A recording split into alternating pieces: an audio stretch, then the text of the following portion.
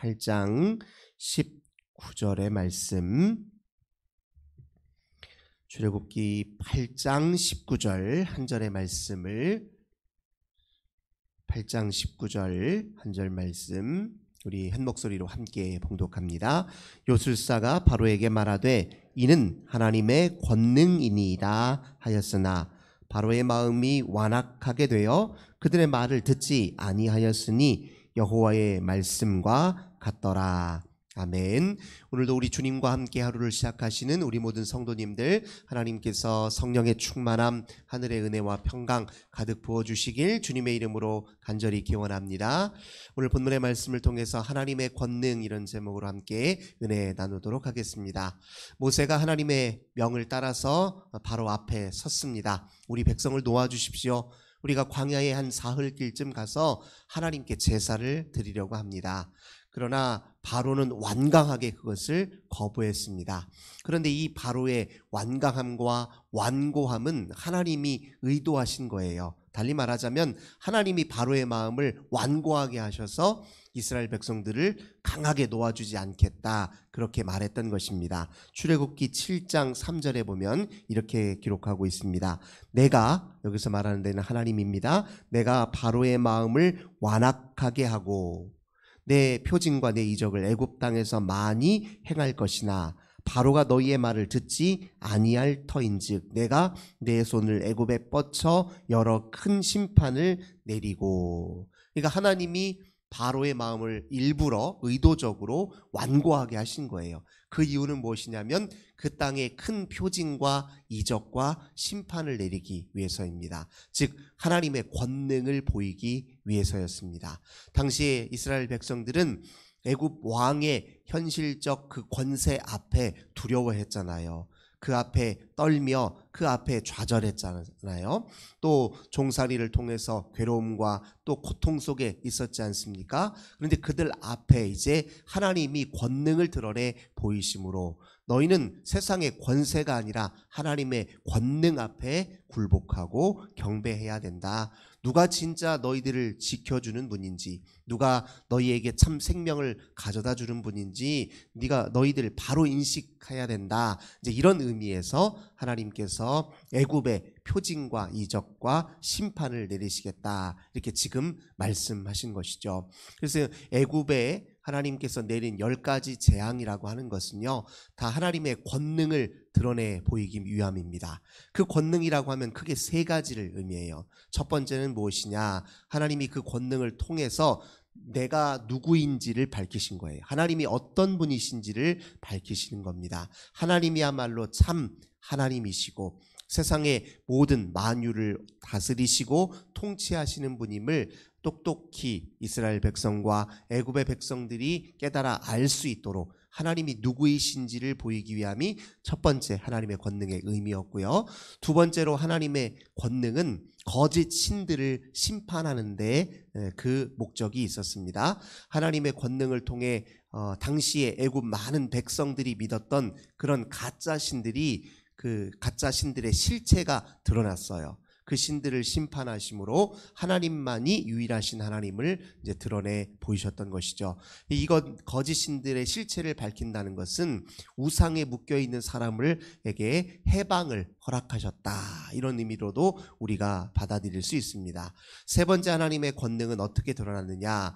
이스라엘 백성, 즉 하나님이 하나님의 선하신 뜻을 이루기 위해서 성별하고 구별한 이스라엘 백성들을 보호하는 데 하나님의 권능이 드러났습니다. 이 10가지 재앙을 하나하나 살펴보면 그 3가지 의미로 이렇게 압축하고 요약할 수 있습니다. 우선 첫 번째 재앙이 우리가 잘 아는 것처럼 나일강, 모세가 지팡이를 나일강에 딱 대니 나일강이 피로 다 바뀌었습니다. 나일강은 이집트의 일종의 생명줄이에요. 나일강 자체가 일종의 신으로 그렇게 숭배되었습니다. 나일강의 물을 통해 그 주변에 농사 짓는 일이 가능했잖아요. 그런데 하나님이 그 나일강을 피로 바꾸셨어요. 즉 생명을 죽음으로 바꾸셨다는 거예요. 그 말은 생명이 누구에게 달렸다는 의미입니까? 하나님께 달려있다는 뜻이에요. 나일강이 신성한 신이 아니라 하나님께 생명이 생명의 주인은 하나님이시고 생명은 하나님께 달려있다라는 사실을 보여준 것이죠. 그리고 나일강이 빛으로 바뀌는 것이 첫 번째 재앙이었고, 두 번째 재앙은 이 나일강에 기거하고 있었던 개구리가 바깥으로 다 나와서 온 땅을 다 창궐해서 이 개구리들이 그냥 곳곳에, 집안 곳곳에, 궁전 곳곳에, 사람들 사는 곳에 이렇게 창궐했던 게 이제 두 번째 재앙입니다. 근데 이 개구리 역시요, 당시 애굽 사람들에게는 아주 신성한 그런 동물이었어요. 이 개구리가 땅을, 대지를 아주 비옥하게 만드는 그런 기능을 한다고 봤어요. 그래서 그들이 섬겼던 헤케트라고 하는 이 신이 있는데요, 이 신의 모습이 어떻게 생겼냐면 사람의 몸에 개구리의 얼굴이에요. 그러니 그렇게 형상을 이상하게 생긴 그런 신을 섬길 정도로 그들 앞에 개구리는 신성한 동물이었는데, 하나님이 지금 이 두 번째 재앙을 통해서 개구리가 그냥 온 사람들 창궐함으로써 사람들에게 오히려 피해를 입히는 그런 일들을 경험하게 하셨습니다. 이것 다른 의미로 하자면 헤케트, 그들이 섬기던 헤케트 신은 가짜 신이다, 이런 것을 그 실체를 드러내는 것이죠. 그러니까 바로가 사정해서 이 개구리 좀 물러가게 해달라고 해서 하나님이 그 개구리를 죽게 하셨는데, 그 개구리의 사체가 온 땅에 뒤덮여 있으니까 땅이 얼마나 이렇게 오염됐겠어요. 정작 개구리는 땅을 오염시키는 동물로 전락해버린 거예요. 근데 이 첫 번째, 두 번째 재앙까지만 하더라도요, 이 애굽의 요술사들이 그걸 적당히 따라합니다. 자기들도 지팡이를 대서 나일강을 핏빛으로 바꾸고 개구리도 또 창궐하게 하는데, 자기들도 그 정도의 마법은 부릴 수 있다, 그렇게 얘기를 하는데요, 세 번째 재앙에서 지금 이 요술사들이 자기의 그 거짓 실체가 낱낱이 드러나요. 세 번째 재앙이 무엇이냐면 이예요. 이 재앙입니다. 땅에 지팡이를 대니 땅의 티끌이 전부 다 이로 바뀌어가지고 온 또 세상을 창궐하기 시작한 거예요. 근데 요술사들이 그 재앙만큼은 자기가 따라할 수 없는 거예요. 그래서 그제서야 오늘 우리가 읽었던 본문에서 뭐라고 이야기하냐면 이게 하나님의 권능입니다라고 스스로 그렇게 이제 하나님의 권능에 대해서 인정하는 일이 벌어진 것입니다. 이 땅의 티끌 역시 마찬가지인데요, 땅이라고 하는 것은 당시에 그들에게 또 신성한 신으로 섬겼어요. 땅의 신을 계부라고 합니다. 이 계부, 자기들이 이 대지의 소출을 만들어내고 이 풍요한 열매를 우리에게 주었던 이 땅신이 한마디로 자기를 배반한 거잖아요. 땅의 티끌이 이로 바뀌어서 온 사람들을 괴롭하는 일로 바뀌었으니 이 땅의 신의 이 거짓 실체가 또 낱낱이 드러나는 것이고, 그 신에 대한 하나님의 심판이라, 이렇게 또 이야기할 수 있을 것입니다. 네 번째 이 재앙은 이제 파리 재앙이에요. 이 네 번째 재앙부터 어떤 일이 벌어지냐면, 하나님이 이 고센 땅에 살고 있는 이스라엘 백성과 그리고 애굽 백성들을 구별하십니다. 파리가 온 세상에 창궐했는데 고센 땅에 살고 있는 이스라엘 백성들에게는 아무런 해가 미치지 않았어요. 이것을 이제 통해서 뭘 알 수 있냐면, 애굽의 바로 왕은 아무리 이 현실적인 권세가 당시의 최고의 권력자이긴 했으나 정작 자기 백성들을 보호하지 못해요. 바리 때가 창궐해서 갖가지 사람들을 괴롭혔지만 이스라엘 백성은 하나님이 보호하셔서 안전하게 거하고, 애굽 백성들은 고통을 당했단 말이에요. 그러니까 애굽 왕의 그 힘이 가짜라는 것이 또 여기서 이렇게 드러나게 되었던 것이죠. 다섯 번째 재앙이 또 무엇입니까? 가축에게 돌림병이 일어난 거예요. 이 돌림병 역시 마찬가지로 이스라엘 백성들이 이렇게 돌보고 있었던 가축들은 아무런 해를 입지 않고 애굽 백성들의 가축만 해를 입게 되는, 그렇게 하나님이 구별하고 성별하셔서 당신의 백성을 보호하는데 하나님의 권능을 사용하셨다는 걸 알 수 있습니다. 당시 애굽 백성들이 섬겼던 또 신 중에 신성한 소로 알려져 있는 아피스라는 신이 있어요. 이 신 역시 하나님이 거짓 실체를 드러낸 신 거예요. 무기력하게 애굽의 모든 동물들이 다 죽어나가는 거예요, 돌림병으로. 그러면 그들이 믿었던 그 아피스 신은 가짜에 불과한 것 아닙니까? 이렇게 그 실체를 드러낸 것이죠. 그 다음에 여섯 번째 재앙이 악성 종기였는데요, 이건 역시 어떻습니까? 이스라엘 백성들에게는 아무런 해가 미치지 않았어요. 이후에 모든 재앙은 다 이스라엘 백성들은 다 피해가고 애굽 백성들에게만 화가 미친 거예요. 악성 종기는 이제 가축들을 넘어서서 사람들에게 직접적인 피해를 입히기 시작하는 그런 재앙이었습니다. 근데 이 재앙을 일으킬 때에 하나님께서 모세에게 뭘 명하셨냐면 화덕의 재를 두 움큼 집어다가 그걸 공중에 뿌리라고 했거든요. 근데 이 화덕의 재라고 하는 것이 당시에 이제 뭘 뜻하냐면 벽돌을 굽는 화덕을 의미해요. 벽돌을 왜 굽습니까? 건축에 사용하려고 벽돌을 굽잖아요.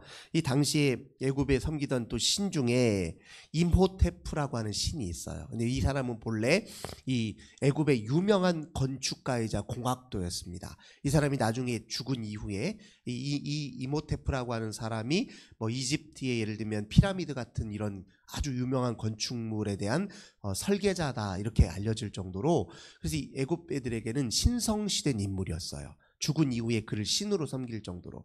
그러니까 이 벽돌, 화덕을 굽는 벽돌에서 나온 재로 사람들에게 해를 끼치는 이런 재앙을 내렸다는 말은 너희들이 심겼던 그 이모테프라는 신 역시 가짜라는 거예요. 그건 진짜 신으로 섬길 만한 것이 아니라 우상이라는 것을 이렇게 또 보여주고 확인시켜 주었던 것이죠. 그 다음에 이제 7번째 재앙이 뭐냐면은 우박재앙입니다. 우박재앙은 이제 공중의 대기에 어때요? 우박이 창궐함으로써 사람의 생명에 위협이 됐습니다. 당시에 대기의 신으로 알려져 있는 신이 뭐냐면 슈라고 하는 신이에요. 대기의 우박이 사람들에게 이렇게 해를 끼치는 그 상황 속에서 이 대기의 신 슈는 아무런 힘을 발휘하지 못했단 말이에요. 그런 것 역시 당시에 그들이 믿었던 신에 대한 그 거짓 실체를 또 드러낸 것이다, 이렇게 이야기할 수 있습니다. 메뚜기 재앙도 마찬가지예요. 8번째. 농사지었는데 메뚜기가 온 대지에 다 창궐함으로써 농사지었던 모든 것 다 메뚜기들이 다 먹어버리는 거예요. 당시에 농업의 신, 농사의 신에 관련해서 농사진 그 풍요를 위해서 그렇게 믿었던 신들이 아무런 힘도 발휘하지 못하는 걸 또 이렇게 드러냈습니다. 9번째가 암흑이 온 세상이 암흑으로 뒤덮이는 재앙이잖아요. 이집트에서 당시에 다신사회인데 이집트에서 가장 최고의 신으로 불려졌던 신이 누구냐면 태양신 라입니다. 라. 태양신이 자기들이 섬겼던 가장 신들 중에 위계가 가장 높은 신이었어요. 그런데 하나님이 세상을 암흑으로 3일 동안 뒤덮었단 말이에요. 태양이 전혀 힘을 못 쓰는 상황이에요. 그러니까 그건 역시 신으로 섬길 만한 것이 아니라 하나님의 피조물에 불과하다라는 것을 하나님이 당신의 권능을 통해서 드러내 보여줬던 것이죠. 마지막 10번째 재앙 우리 잘 알고 있잖아요. 처음 난 것들, 장자들을 죽게 만드는 무서운 재앙이었습니다. 그때 이스라엘 백성들은 어린 양의 피로 문과 설주에 발라 죽음의 재앙이 그들을 다 건너가는 일이 일어났잖아요. 장자가 죽음으로써 애굽의 바로 왕의 첫째 아들도 죽임을 당합니다. 그 얘기는 뭐예요? 애굽의 바로 왕의 다음 승계를 이을 왕손이 죽게 된 거예요. 그러니까 너희들이 지금 최고 권력으로 여기는 그 왕도 한낱 피조물에 불과하다는 거예요. 이 제국이 영원할 것처럼 보이지만 실은 하나님 손에 달려있고, 이 아무리 건실해 보이는 이 제국이라도 때를 따라서 다 망할 것이고 때를 따라서 쇠하여질 것이다, 이런 것을 지금 이런 재앙을 통해서 하나님이 보여주셨다는 겁니다. 한편으로는 거짓 신들의 실체를 밝히셨고, 다른 한편으로는 또 하나님이 어떤 분이신지를 드러내 보이셨고, 그리고 애굽의 왕은, 그리고 애굽의 신들은 자기 백성들을 보호하는데 아무런 힘을 발휘하지 못했지만 여호와 하나님은 자기가 성별한 구별한 백성들을 안전하게 지키시고 보호하신다는 사실을 권능을 통해 보여주셨다는 거예요. 그러니까 이 세상을 살 때 우리가 세상 사람들이 이게 좋더라, 이것 있어야 우리가 안전하더라, 이것 있어야 행복하더라 하는 그 모든 것들을 우리가 좀 면밀히 살필 필요가 있어요. 이게 우리 인생에서 궁극적으로 중요한 것인가? 이것이 정말 우리가 힘을 다해서 온 삶을 다 쏟아서 우리 손에 반드시 넣어야 하는 그런 것들인지를 잘 분별해야 되겠죠. 오직 하나님이 우리를 지키신다, 하나님만이 우리에게 생명을 주시는 분이다, 하나님만이 마지막까지 우리가 경배하고 예배할 대상이다 라는 사실을 더욱더 굳게 믿고 바로 서야 우리가 하나님의 권능을 누릴 수 있게 되고 그 권능에 의지하여 이 땅의 삶을 승리할 수 있다는 사실을 우리가 다시 한번 마음에 새기시기를 주님의 이름으로 간절히 기원합니다. 참 좋으신 주님 감사드립니다. 주의 권능의 손을 의지하여야 우리가 온전히 살며 주의 권능의 손을 따라 이 세상을 살아야 이 세상의 거짓 이데올로기와 신념에 현혹당하거나 유혹당하지 아니하고 바른 진리의 길 위에 굳게 설 수 있음을 저희들 다시 한번 고백하며 주를 의지합니다. 주 하나님, 세상의 헛된 것에 우리의 마음이 빼앗기지 아니하도록 저희들을 붙잡아 주옵소서. 우리 앞에 놓여있는 장애가 아무리 크다 할지라도 하나님이 우리 생명을 지키시고 우리를 인도하시고 보호하심을 굳게 믿고 담대하고 의연하게 세상을 승리하는 저희들 되게 하여 주옵소서. 주 예수님의 이름으로 간절히 기도드립니다. 아멘. 오늘도 환우들을 위해서, 우리 가정의 자녀들을 위해서, 또 교회와 나라와 민족을 위해 함께 기도합시다. 하나님 감사합니다. 주 앞에 기도하며 하루를 시작하는 우리 모든 성도님들, 오늘도 우리 하나님께서 능하신 손으로